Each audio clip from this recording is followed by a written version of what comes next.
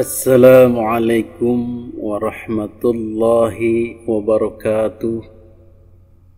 Bismillahi alhamdulillah wassalatu wassalamu ala rasulillah. Amma ba'du. Hadirin para netizen yang dimuliakan Allah subhanahu wa ta'ala, alhamdulillah, puji tasyakur kita panjatkan kehadirat Allah subhanahu wa ta'ala yang telah memberikan nikmat kepada kita yang merupakan nikmat paling besar, yaitu iman dan Islam. Alhamdulillah. Dan kita juga diberi kesehatan badan, sehat pikiran, dan keberkahan dalam hidup kita ini. Amin amin ya robbal alamin. Pembahasan yang sedang atau masih kali ini adalah masih tentang pernasaban, masih tentang zuriyah Nabi. Jadi ada sesuatu yang luar biasa sudah dibahas di video sebelumnya, bagaimana Allah subhanahu wa ta'ala membukakan jalan-jalannya, menolong hambanya, menunjukkan kekuasaannya. Silahkan dilihat di video sebelumnya tentang terbaliknya keadaan, yang mana kaum Ba'alawi menganggap mereka sebagai zuriyah Nabi, berbangga dengannya, menyombongkan diri dengannya, seraya menghina, menihilkan, meniadakan Wali Songo sebagai bukan keturunan Nabi. Tetapi ternyata keadaannya kok jadi berbalik. Nah, inilah kuasa Allah. Jadi yang tadinya Allah tutupi mungkin aibnya ketika dia tidak bisa menjaga hatinya, tidak bisa menjaga mulutnya, maka Allah rubah keadaannya. Jadi sekarang ini posisinya kaum Ba'alawi diragukan nasabnya atau terputus, zuriyah Wali Songo malah tersambung. Bagaimana ceritanya? Ini ceritanya ya sungguh menakjubkan juga, mengherankan juga. Jadi zuriyah Wali Songo ini sebenarnya tidak ada niatan, tidak ada action, tidak bangunlah, sedang tidur. Seperti kita ketahui, tidak ada itu rame-rame zuriyah Nabi, keturunan Nabi, saya cucu Nabi, saya anak keturunan Kangjeng Nabi dari jalur ini, jalur ini, Wali Songo yang berkuar-kuar itu tidak ada, adem ayem aja, sedang tidur. Rupanya yang tidur ini macan. Siapa yang membangunkan macan tidur ini? Yang kita tahu dari kronologisnya adalah Bahar bin Smith yang tidak ada angin, tidak ada hujan, mengatakan nasab Wali Songo terputus, tidak nyambung kepada Rasulullah Sallallahu Alaihi Wasallam. Dan omongan ini berbalik kepada dirinya. Macan yang sedang tidur ini dia bangunkan dan akhirnya menyerang dia. Dan seluruh kaum Ba'alawi terkena dampaknya. Ini bukan kehendak zuriyah Wali Songo, ini kehendak Allah. Karena Habib-Habib yang baik pun kalau sudah urusan nasab terkena, maka mereka semua terkena. Karena nila setitik rusak susu sebelanga. Jadi mereka tidak bisa menjaga juniornya mungkin yang sudah berkali-kali berkata kotor, berkali-kali menghina, berkali-kali memprovokasi, tapi tidak ada tindakan. Maka dengan sendirinya Allah lah yang menghukumnya. Jadi bagaimana ceritanya macan tidur ini kemudian bangun dan kemudian menunjukkan taringnya? Maka habislah Ba'alawi, dihajar oleh Kiai Imaduddin, dihajar oleh Tubagus Mugi, Tubagus Nur Fadli. Terkaparlah mereka, dan apa yang dilakukan oleh cucu-cucu Wali Songo, terah-terah Wali Songo ini bukan membalas dengan omongan, membalas dengan cacian, membalas dengan hasutan, bukan, tetapi membalas dengan data. seperti Kiai Imaduddin, sodorkan datanya, Anda putus. Dan kemudian Kiai Tubagus Nur Fadli, sodorkan datanya, kami Trah Wali Songo punya manuskrip ini, tinjauan pustaka yang luar biasa, baik di dalam negeri, Kesultanan Cirebon, kemudian pustaka Bandung, kemudian kerajaan-kerajaan lain pustakanya diteliti, hingga ke luar negeri, ke Yaman sana diteliti. Keilmuannya, sanadnya Wali Songo ini ternyata nyambung kepada Rasulullah Sallallahu Alaihi Wasallam dan tidak melalui jalur nasab Alawi yang putus itu. Masya Allah, ini kuasa Allah ya. Tidak bisa direka-reka, ini temuan yang baru-baru ini dilakukan penelitian oleh Kiai Haji Tubagus Nur Fadli dari Banten. Jadi kalau Kiai Imad meneliti nasab Ba'alawi, Kiai Nur Fadli ini meneliti nasab Wali Songo.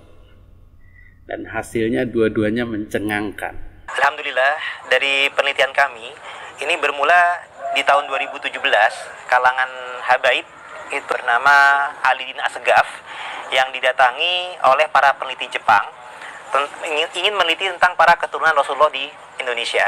Nah, ketika menanyakan tentang masalah Wali Songo, di sana Alidin Asegaf menyatakan bahwasanya dalam kriteria ilmu nasab, kalangan ahli nasab Yaman hanya mencatat dari Nabi Muhammad sampai ke nama Abdul Malik saja.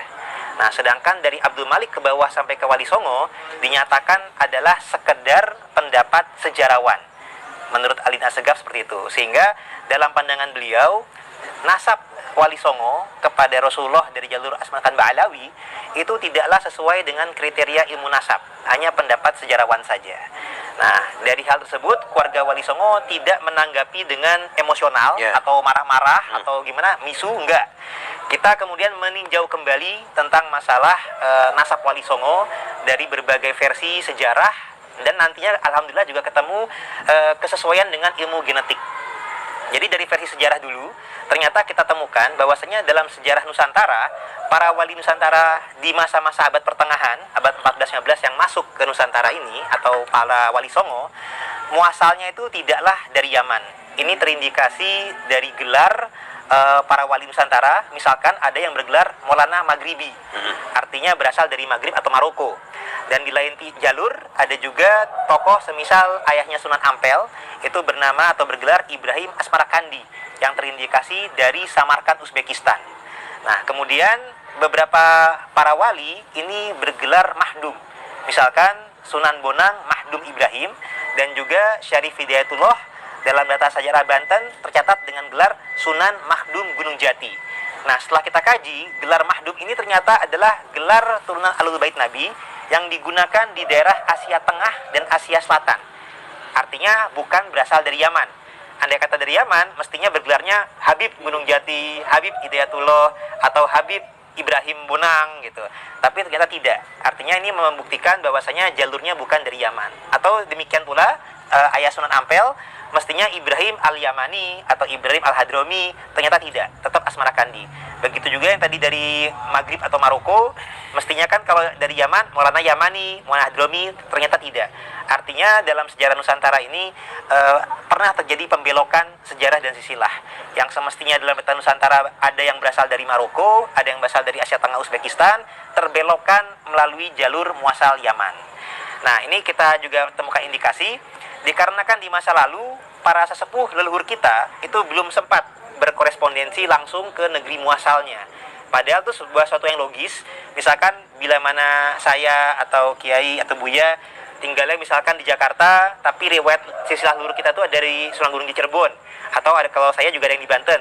Tentu sesuatu yang logis kami mengkonfirmasi atau silaturahimnya dengan keluarga yang di Cirebon atau keluarga yang di Banten, tidak ke Jogja atau Ternate atau Tidore, karena di Indonesia ini kan kerajaan-kerajaan banyak, para wali tempat-tempatnya juga banyak, tapi harus disesuaikan dengan riwayatnya yang logis. Kalau kita riwayat leluhur keluarga kita dari Cirebon, tentunya konfirmasinya ke Cirebon. Nah, ini artinya leluhur kita semestinya ada versi yang jalurnya itulah Mesir atau Uzbek, kemudian Maroko. Di masa lalu belum sempat konfirmasi ke negeri muasal.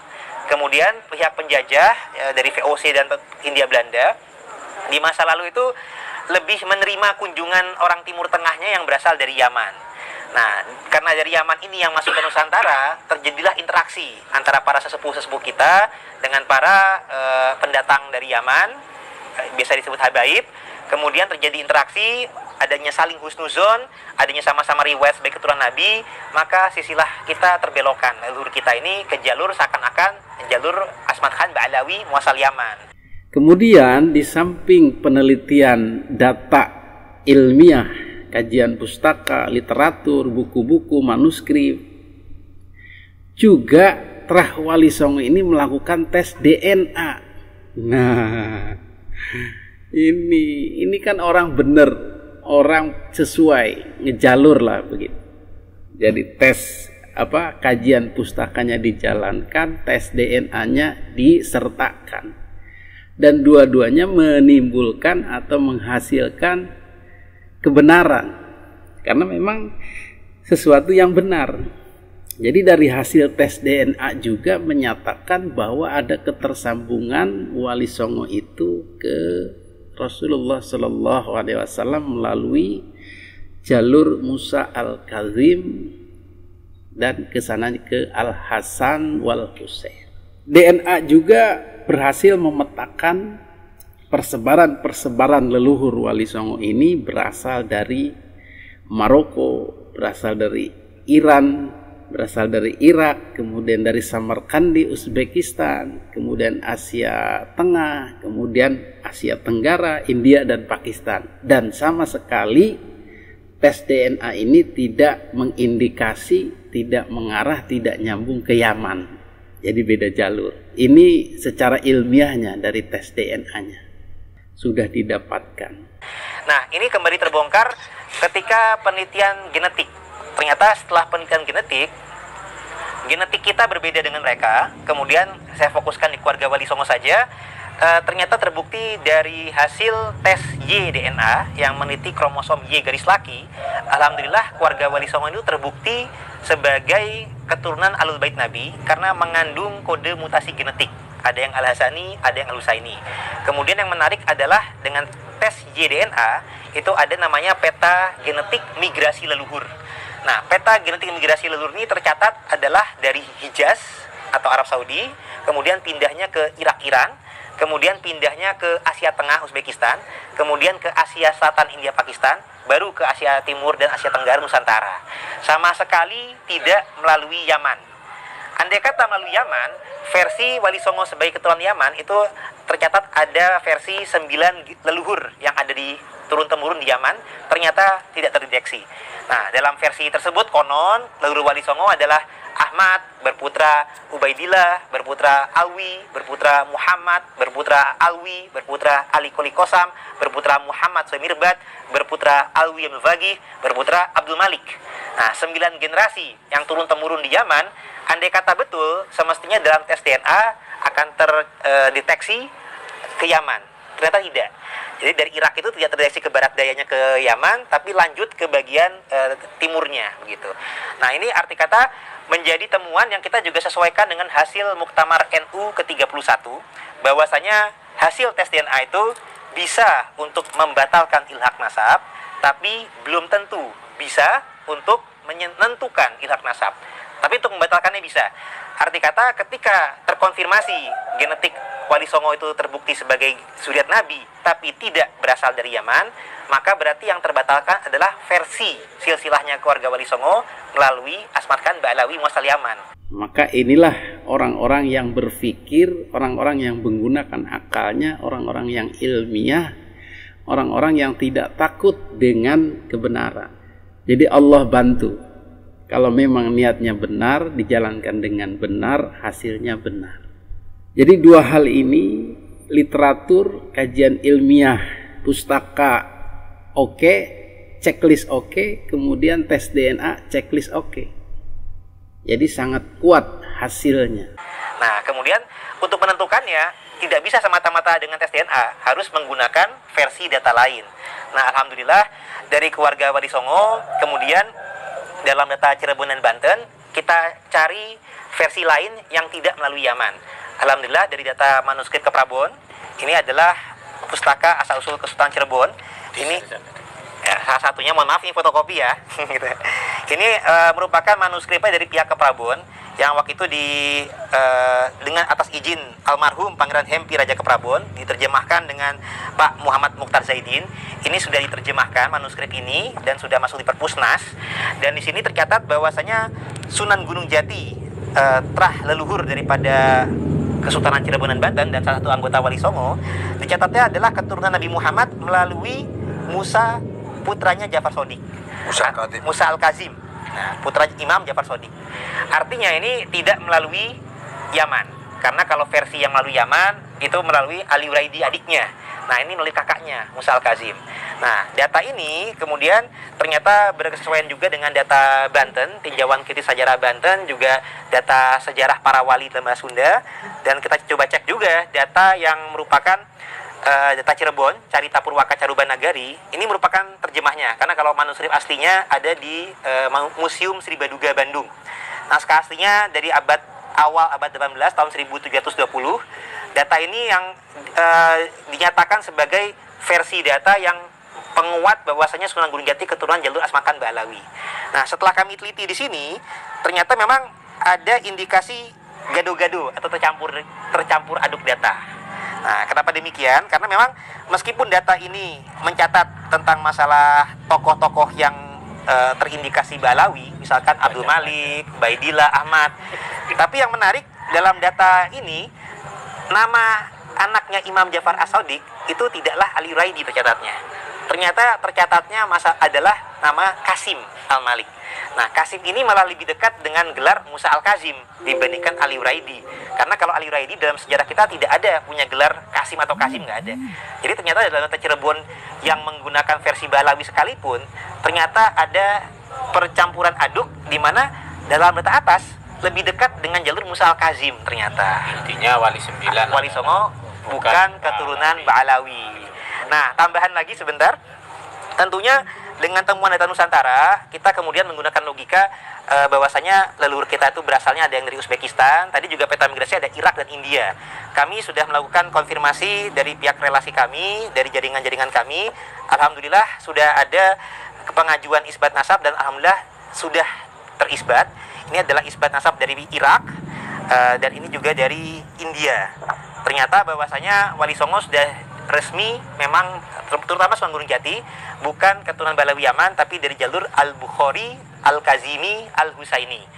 Nah, tentang Asmat Khan itu juga ada indikasi kesesuaian, karena memang dari India tadi, tapi Asmat Khan-nya bukan pada Abdul Malik Ba'alawi, tapi pada tokoh leluhur yang bernama Hussein Jalaluddin Al-Bukhari, yang pindah dari Uzbekistan ke India atau Pakistan. Nah, kemudian ada riwayat juga menjadi menantunya Kubilai Khan, sehingga mendapat gelar tersebut. Tapi gelar tersebut tidak dijadikan kebiasaan menjadi nama marga, karena di sana pun juga kita disebutnya tetap dengan gelar atau marga Al-Bukhari, Al-Kazimi, Al-Husaini. Nah, ini juga yang sudah kami latinkan dan sudah kami hadiahkan juga kepada Buya. Nah, ini adalah silsilah Sunan Gunung Jati yang versi Al-Kazimi, Al-Husaini. Pertanyaan yang sama kita ajukan ke Ba'alawi. Kenapa tidak mampu seperti itu? Kenapa mereka tidak mampu menghadirkan kajian atau penelitian ilmiah yang menyambungkan nasab mereka kepada Kanjeng Nabi Muhammad Sallallahu Alaihi Wasallam? Dan kenapa juga tidak ada tes DNA yang diadakan? Mungkin salah satunya yang berinisiatif, beberapa melakukan untuk menguji apakah benar mereka tersangkut. Jadi dua-duanya ini dihindari oleh kaum Ba'alawi. Kajian pustaka, literatur, data sekunder, manuskrip gagal. Kemudian tes DNA juga gagal. Maksudnya tidak mau melaksanakan. Jadi bagaimana kesimpulannya? Ya, kesimpulannya Terah Wali Songo sudah menjalankan sesuatu yang benar, yang sesuai prosedur dan mendapatkan hasil yang benar. Sementara Ba'alawi tidak mau menjalankan prosedur yang benar, tidak mau menjalankan tes DNA, dan hasilnya pun sudah dinyatakan tidak benar oleh Kiai Imam, tidak nyambung. Maka Keadaan inilah yang memperkuat penelitian Kiai Imad bahwa memang sudah tidak bisa membuktikan baik secara kajian literatur pustaka maupun kajian genetika ilmu DNA, teknologi DNA. Jadi dengan demikian case closed. Mbah Alawi sudah tidak kooperatif, tidak mampu. Hanya yang bisa dilakukan hanyalah provokasi dengan mengkampanyekan pemecah belah umat. Ada agenda terselubung, ada tujuan politik dan lain-lain. Itu tuduhan-tuduhannya. Karena saya lihat emang belakangan ini ada yang pengen ngadu domba antara habaib dan kiai. Ya biasa dah, ini anget-anget panas-panas mau 2024 ya kawan. Nah kalau mau 2024 apa aja jadi panas saudara. Udah mau musim-musim politik nih jadi banyak-banyak hal yang sensitif. Nah ini ada yang memanfaatkan situasi, ada yang mau mengadu domba, setan, iblis dan pasukannya yang tepuk tangan ketika para habaib dan kiai diadu domba, ketika dzurriyyah Rasul dengan warathatur Rasul, warisnya Rasulullah SAW diadu domba. Na'udzubillah min. Kira-kira jelas atau tidak? Sebenarnya yang membangunkan macan tidur itu dari mereka sendiri. Dan sekarang kena cakarnya. Demikian mudah-mudahan yang awam-awam, yang muhibbin kaum Mbah Alawi segera berpindah kepada muhibbin para wali. Kiai-kiai yang bukan habaib, dicintai lagi, digemari lagi. Walaupun bentukannya tidak setampan para habib, yang kata salah satu oknum habib itu, hidungnya pesek, mukanya tembem, matanya belok. Nggak apa-apa, yang penting kiai Nusantara, turunan Wali Songo dan berbaur dengan masyarakat kita. Nggak usah cari yang ganteng atau yang kelimis-kelimis Arab. Kita bersyukur dengan bentukan-bentukan kiai-kiai Nusantara, dan cara menyampaikannya pun kita harus akrabi lagi. Bagaimana yang penuh guyon, yang penuh canda, yang rileks, ya seperti orang-orang tradisi kita Nusantara. Hadanallah wa iyyakum ajma'in. Assalamualaikum warahmatullahi wabarakatuh.